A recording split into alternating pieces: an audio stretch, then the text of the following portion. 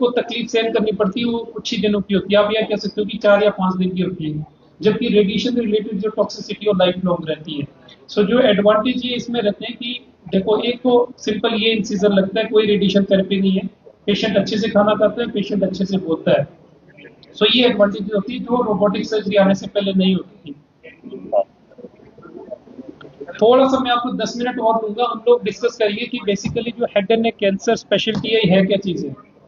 सो जितने भी ENT cancer होते हैं, जिसमें मुंह का कैंसर है, गले का कैंसर है, थायराइड कैंसर है, पैरोटिड कैंसर है, या किसी भी तरीके का चमड़ी का कैंसर है, ये सारे जो कैंसर ईएनटी कैंसर होते हैं, आम जब हम आम शब्दों में इसको बोले, लेकिन इसका जो टेक्निकल नाम है वो head and neck cancer surgery है। So head and neck cancer में हम ये सारे कैंसर ऑपरेट करते हैं। हम लोग इसके ऊपर इतना स्ट्रेस क्यों दे रहे हैं? शुरू में बोलते थे कि जी लंग कैंसर सबसे कॉमन है, ठीक है जी, फेफड़ों का कैंसर सबसे कॉमन है, काफी लोगों को होता है। लेकिन अभी रिसेंटली अगर आप लेटेस्ट डेटा देखेंगे तो पूरे वर्ल्ड में जो ईएनटी कैंसर है, जिसमें मुंह का कैंसर, गले का, thyroid, parotid, sinus cancer, nose cancer, skull base cancer है, ये इंडिया में सबसे कॉमन कैंसर हो गया। माने पुरुषों में सबसे ज्यादा कैंसर यही होते हैं, महिलाओं में अभी भी ब्रेस्ट कैंसर और सर्वाइकल कैंसर ज्यादा है, जबकि पुरुषों में सबसे common head and neck cancer है। हेड एंड नेक कैंसर में भी अगर मैं एक पर्टिकुलर कैंसर की बात करूं तो ओरल कैंसर है जो सबसे कॉमन है। World wide head and neck cancer छठा सबसे कॉमन कैंसर होते हैं, और हर साल 9 लाख नए केसेस आते हैं, और तकरीबन 4.5 लाख जो डेथ्स होती है वो हेड एंड नेक कैंसर की वजह से ही होती है। अगर हम इंडिया की बात करें तो हमारे देश में जो ओरल कैंसर है वो पूरे वर्ल्ड में जितने मुंह के कैंसर है उतने सारे हमारे देश में, अकेले देश में है, उससे भी ज्यादा है। तो अगर मैं ये बोलूंगा कि ये कैंसर एक तरह का हमारा देश जो है ना इसका कैपिटल है, राजधानी है, तो वो गलत नहीं होगा, क्योंकि इतना कॉमन ओरल कैंसर है। ये हमारा 2023 का डेटा है, उसमें ये बताया गया कि हर साल जो 100 नए कैंसर इंडिया में डायग्नोज होते हैं पुरुषों में, उसमें 16 कैंसर सिर्फ मुंह के कैंसर होते हैं, सबसे कॉमन 16%। और पूरे ईएनटी के जो कैंसर हो तकरीबन 20 कैंसर होते हैं। सिमिलरली फीमेल में भी ये कैंसर इतना अनकॉमन नहीं है, चौथा सबसे कॉमन है फीमेल में भी ये कैंसर जो हेड एंड नेक कैंसर होते हैं। सो ओवरऑल देखे जाए तो लगभग 20% जो नए कैंसर डायग्नोज होते हैं ईएनटी कैंसर होते हैं, और तकरीबन हर साल जो कैंसर की वजह से जो डेथ्स होती है उसमें 15% डेथ सिर्फ ईएनटी कैंसर की वजह से होती है। प्रॉब्लम सारे कहाँ से होती है? अगर शरीर में कहीं और जगह की कैंसर हो तो हम अच्छे से इलाज कर सकते हैं। अगर ईएनटी कैंसर किसी को हो जाता है तो उसमें क्या होता है, कैंसर की जो ट्रीटमेंट है हमेशा लंबी चलती है, शरीर के ऊपर ट्रीटमेंट का असर भी पड़ता है। सो अगर पेशेंट अच्छे से खाए पिए तो वो ट्रीटमेंट को अच्छे से टॉलरेट करता है। लेकिन जो ईएनटी कैंसर होते हैं, क्योंकि ये उसी एरिया में होते हैं, तो पेशेंट को खाना भी बहुत मुश्किल होता है और उसको टॉलरेट करना मुश्किल होता है, और थेरेपी उतनी डिफिकल्ट होती है।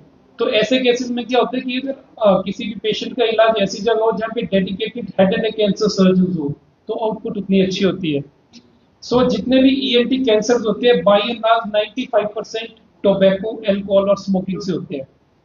तंबाकू किसी भी फॉर्म में, जैसे स्मोकिंग के फॉर्म में हो सकता है या स्मोकलेस टोबैको हो सकता है। स्मोकलेस टोबैको में जैसे गुटखा आता है, बहुत कॉमनली कंज्यूम होता है, आप जर्दा हो गया, खैनी हो गया, ये इस तरीके जो है ना स्मोकलेस टोबैको होती है जो बहुत कॉमन एक कार्सिनोजन हमारे देश में है।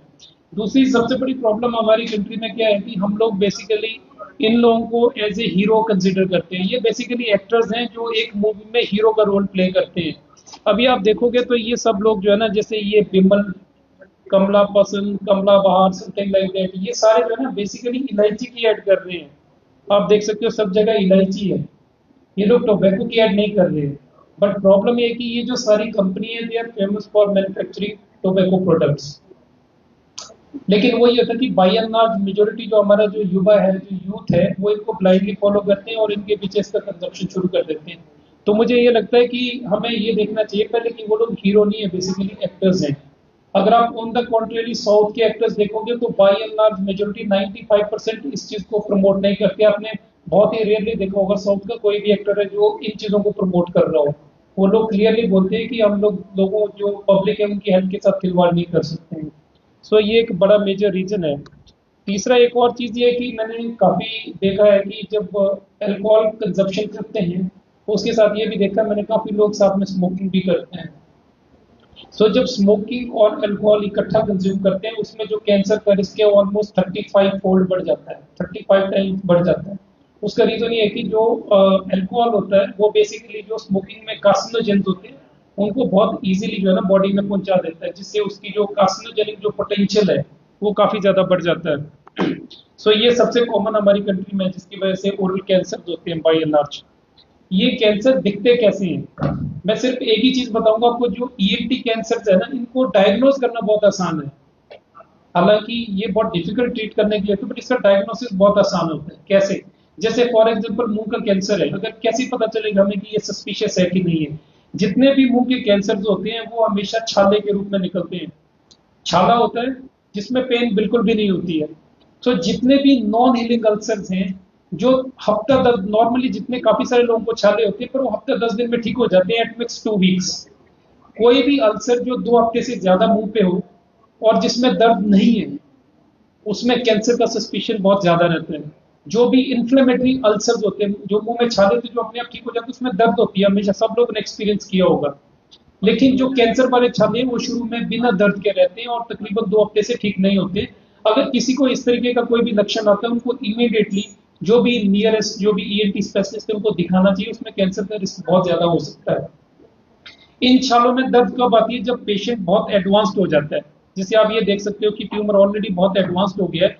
जब वो सराउंडिंग जो स्ट्रक्चर्स है उसको इन्वॉल्व करना शुरू करे, तो उस समय उसमें दर्द आता है। दैट मीन्स कि तब तक वो डिजीज ऑलरेडी एडवांस स्टेज में पहुंच गई हुई है। सो ये कुछ इस तरीके से जो मुंह के अल्सर है कुछ इस तरीके से दिखते हैं। तो बाकी जैसे थ्रोट कैंसर है, थ्रोट कैंसर का पता कैसे चलता है? बिल्कुल टिपिकल, जैसे किसी को अगर गले का इन्फेक्शन होता है तो मोस्ट ऑफ द टाइम हफ्ता 10 दिन में ठीक हो जाते हैं। लेकिन जो कैंसर की जो गले की दर्द होती है वो 2 हफ्ते से ज्यादा अगर किसी को है, स्पेशली जो स्मोकिंग और अल्कोहल दोनों कंज्यूम करता हो, और साथ में वो दर्द गले से कान में भी जा रही है, सो उन ये भी एक बहुत ही मतलब जिसको हम बोलेंगे कि एक वार्निंग सिम्टम होते हैं कि गले में दर्द है और कान में जा रही है। और उसके साथ अगर उनको खाना निगलने में भी दिक्कत हो और आवाज खराब हो, सो वो भी एक क्लिनिकल सिम्टम होता है जिसको हम बोले कि इसमें कैंसर का बहुत ज्यादा रिस्क हो सकता है। सिमिलरली जैसे आवाज खराब हो जाती है, काफी लोगों की आवाज बैठ जाती है, तो जनरली सर्दी जुकाम में भी आवाज बैठ जाती है और जनरली हफ्ता 10 दिन में ठीक हो जाती है। सो कोई भी स्मोकर एल्कोहलिक अगर किसी की आवाज 2 हफ्ते से ज्यादा खराब हो, उनको भी लरिंगोस्कोपी जो होती है कि एंडोस्कोपी एक तरह की गले की होती है वो करवा सकते हैं, जो कि आजकल इजीली सब जगह अवेलेबल है। सो उसमें कैंसर का रिस्क हो सकता है। किसी भी तरीके की गांठ अगर है गले में, चाहे वो गले में बीच में थायराइड की गांठ जनरली सामने होती है, कोई भी और कैंसर वाली जो गांठ है वो साइड में होती है, स्पेशली अगर उसमें दर्द नहीं है, दैट मीन्स वो अर्ली स्टेज है कैंसर का, उसमें कैंसर हो सकता है, उनको इमीडिएटली दिखाना चाहिए। अगेन जब वो डिजीज बहुत प्रोग्रेस कर जाती है तो गांठ में भी दर्द होने लग जाती है, सो दैट मीन्स वो बहुत एडवांस डिजीज है। सो ये सबसे कॉमन है। हम लोग आजकल रोबोटिक सर्जरी के ऊपर काफी ज्यादा स्ट्रेंथ देते हैं कि जो रोबोटिक सर्जरी है क्या है। सबसे पहले मैं आपको ये बता दूं, जो भी रोबोटिक सर्जरी है दूसरे जैसे यूरोलॉजी है, जीआई कैंसर है, उसमें काफी कारगर साबित है। ईएनटी कैंसर में हम लोग रोबोटिक सर्जरी सिर्फ अर्ली स्टेज में करते हैं, एडवांस स्टेज में रोबोटिक सर्जरी का कोई फायदा नहीं है। सो इसमें हम ये बोलते हैं कि एडवांस स्टेज में क्योंकि पेशेंट को दिक्कत कम होती है, जैसे हमारे पास पेशेंट आता है हम रोबोटिक सर्जरी करके उसको उसी कंडीशन में वापस भेजते हैं। एडवांस स्टेज में हम लोग इसको नहीं करते हैं। और ऐसा नहीं है कि इसको सिर्फ रोबोट करता है, हम नहीं करते हैं। सो बेसिकली क्या होता है कि एक ये सर्जन कंसोल होता है जहाँ पे डॉक्टर बैठता है, और वहां से अगर आप देखोगे ये माइक्रो मैनिपुलेट करते हैं। यहाँ से ये मास्टर्स होते हैं जिसमें उंगलियों से इसको रोबोट को, ये रोबोट है जिसको हम मैनिपुलेट करते हैं, इसकी रोबोटिक आर्म्स होती है जिनको हम बॉडी में लगाते हैं और उससे मैनिपुलेट करते हैं। तो ये इसके साथ ही एक विजन कार्ट होती है जिसमें कि हाई डेफिनेशन कैमरा से हमें दिखता है। तो इसका बेसिकली जो एडवांटेज होता है वो ये होता है कि जैसे हम नॉर्मली पेशेंट यहाँ पे लेटा हुआ है और मैं पेशेंट यहाँ से ऑपरेट कर रहा हूँ, तो इतना डिस्टेंस होता है। रोबोट में क्या होता है कि अगर मान लो यहाँ पे ऑपरेट कर रहे हैं, उससे 2 सेंटीमीटर दूर जो है ना आपका कैमरा है, दैट मीन्स आपकी आंखें जो है ना ऑलमोस्ट 2 सेंटीमीटर के पास है। और जो प्रिसीजन होती है वो इसकी इतनी ज्यादा होती है, अगर आप देखोगे ये जैसे गले का ऑपरेशन कर रहे हैं तो इसमें आप देख सकते हो ये जो है ना ये मसल्स हैं, ये जो ऊपर हमें दिख रही है ये चमड़ी की मसल्स है। अगर हम देखें अच्छे से, बार हम ऐसे क्लिंच करते हैं तो ये जो है ना ये मसल्स है। अगर आप देख सकते हो उसमें किसी भी तरीके की कोई इंजरी नहीं होती, आपको कहीं ब्लड दिखेगा भी नहीं पूरी सर्जरी में, ये एडवांटेज रहता है। सिमिलरली जब हम ऑपरेट करते हैं, सो अभी रिसेंटली ये जो इनोवेशन है हम लोगों ने पहले साउथ में इस सर्जरी को कर रहे हैं, अभी नॉर्थ में अकेला एक रोबोटिक सर्जन जो इसको करते हैं। इसमें हम लोग क्या करते हैं कि अगर मान लो कोई पेशेंट जैसे अर्ली स्टेज टंग कैंसर है, मुंह का कैंसर है, जिसको हम बोलते हैं कि T1 T2 पहली स्टेज या दूसरी स्टेज है, उसमें भी हमें नेक डिसेक्शन करना होता है। सो नेक डिसेक्शन जनरली क्या होता है कि यहाँ पे इंसिजन लगता है गले में, लेकिन आजकल काफी सारे लोग चाहते हैं कि नहीं हमें गले में इंसिजन नहीं चाहिए। तो उसमें हम लोग करते क्या है बेसिकली कि इसमें चेस्ट से जो है ना ऊपर जाते हैं, इसमें छोटे छोटे हम होल करते हैं हाफ सेंटीमीटर के, और वहां से हम लोग ऊपर जाते हैं। सो इसका एडवांटेज ये रहता है कि किसी भी तरीके का जो है ना नेक में कोई स्कार नहीं होता है, और जो स्कार होता है चेस्ट में होता है और वो हिडन रहता है।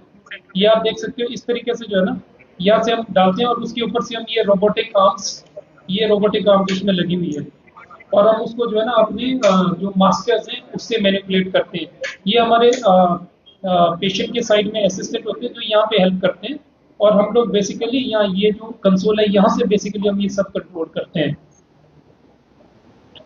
जब हम ये सर्जरी करते हैं तो आप देख सकते हो कितना हर एक चीज कितनी साफ दिखती है इसमें अंदर, और इसमें ब्लड लॉस बहुत ही कम होता है, और बहुत क्विकली हम लोग इस सर्जरी कर सकते हैं और अगले दिन हम पेशेंट को घर भेज सकते हैं। आप ये कह सकते हैं कि जनरली जब हम सर्जरी करते हैं तो 50 से 60 ml ब्लड लॉस होता है, लेकिन जब हम ये सर्जरी करते हैं हमें इसमें कई बार बूंद भी नहीं मिलती है ब्लड की।